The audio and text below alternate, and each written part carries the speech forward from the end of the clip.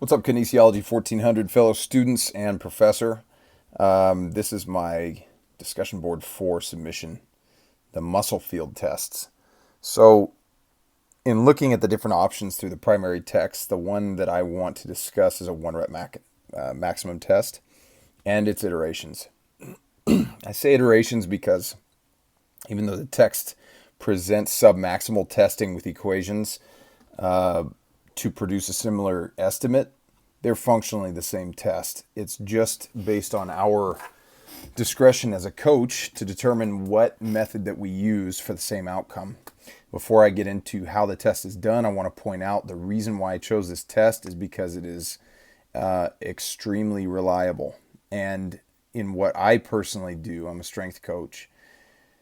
Having an understanding of where a client or athlete's strengths lie, especially with relation to one another. So the text touches on this briefly, but the concept of balance across movement patterns and strength ratios is very important. So knowing, for instance, how much a person can bench press versus how much they can chin up is a super important measure for how well the athlete will do and their injury risk factors.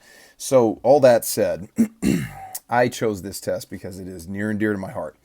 Now, how do you do a one rep maximum test, or how do you do a guesstimate test? We'll start with the one rep max test.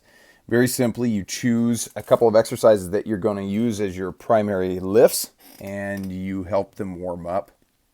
The text talks about doing up to 10 repetitions for the first warm-up set. I don't like doing this because I don't like to tap into any extra energy stores than I need to. So I will have the client begin with 4 or 5 repetitions max with approximately 40 to 50% of the weight that they are guesstimating themselves to be using. And the goal is to prime the nervous system sufficiently by using between 8 and 10 sets until we hit an appropriate execution of a lift that is taken to technical and concentric failure. Those are super important details because once you start getting out of some type of predefined and regular technique, then you can use all kinds of cheating methods to get more weight up, and that doesn't really help us. It doesn't help the athlete, except for to stroke their ego. And we're not here to stroke their ego. We're here to help them get better. Now, likewise, if you're going to do an estimated one rep max, the text provides an equation that you can use. It's a very classic equation. It'll give you a rough estimate that's fine. I find personally that using something like Prilepin's table does the job as well. Obviously, Prilepin's table was based on Olympic athletes, so some of the percentages are not precise, but you can find other strength coaches, world-class strength coaches that have produced similar tables of their own. The point is that you pick one and you stick with it for the duration of that athlete's career with you. You test them at, say, a 5 rep max or a 6 rep max. I really like the 6 rep max for other reasons, but I won't get into that now. Or a 3 rep max. And then you use the table or the equation to work backwards from that max to estimate what the true 1 rep max may be.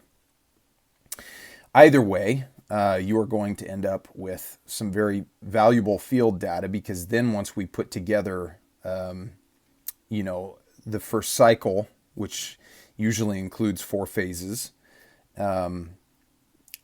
then we can actually have something to measure against, or if we have an off season, an entire off season, depending on how long that is in the sport, it'll help us to get more accurate data from where we started to where we finished. Now, beyond that too, guys, this also has application for general fitness people. Just throwing this out there. As the text point out, it's perfectly fine to do a 1 rep max with kids and with seniors.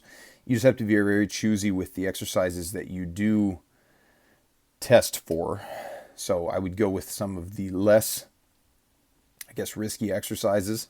I wouldn't have a senior athlete doing a power clean, for example, or a snatch, unless that was their sport. And likewise with a youth athlete, I would probably steer away from stuff like front squats that are very high on Schmidt-Bleeker's order of neurological hierarchy. Anyway, necessary materials. You got to have the equipment necessary to actually do the movement. So if you're testing a deadlift, you have to have a barbell and plates to load sufficiently for that athlete. So if you've got a guy who can deadlift 200 kg, you need to have 200 kg plus worth of load and a proper bar to test him with. And again, that's dependent on the lift and what we're choosing to test. The other thing too is you need to have a method of notating these lifts. You always need to have a baseline for what you do, because you got to know how to program for the client or the athlete. And you need to be able to re-reference that, especially if this is a long-term coaching relationship where you're going to be doing multiple cycles for them, or you are managing their athletic development over the course of several years. You have to be able to have a track record with them. Okay, strengths and weaknesses. Strengths, like I said, gives us great real data to work with in terms of how an athlete has developed over time. It is not going to give us muscular endurance information, because we're testing a max load. There's different types of strength, which I don't think the courses have gotten into yet, and so I'm not going to talk on them at all. But we're testing specifically absolute or maximal strength, depending on what you're doing and if you're giving your athletes supplements or not. Hopefully they're not taking any roids, but that would differentiate what type of strength we're technically testing. Anyways, point being, it gives us great data in that regard, and that is also the weakness, because that's the only data that it's going to provide us. Now, there is the concept of carryover movement patterns. So if sport benefits from a certain movement pattern, the stronger you get the athlete in that movement pattern, the more they will execute in their respective sport. And so that's why the 1 rep max has a lot of validity here. Like I said, the weakness is that it only provides you with the strength score. So you're not going to know how many push-ups a guy can do or a gal can do by testing their 1 rep max bench. Because it's all over the place. A cyclist may be able to do 50 repetitions on the push-up, but barely able to do their body weight on the 1 rep max bench. And likewise, a more explosive athlete like a shot putter, or a hammer thrower, they might be able to do twice their body weight on the bench press and barely able to knock out 25 push-ups, because they're two separate strength qualities. So again, it is a precise tool for a precise purpose that gives us very valuable data. Now, I've droned on for 7.5 minutes here. Sorry to take up so much of your time, guys. I appreciate any responses you provide to me, and Professor, I also appreciate your feedback too. Thanks for listening, guys. Have an amazing day.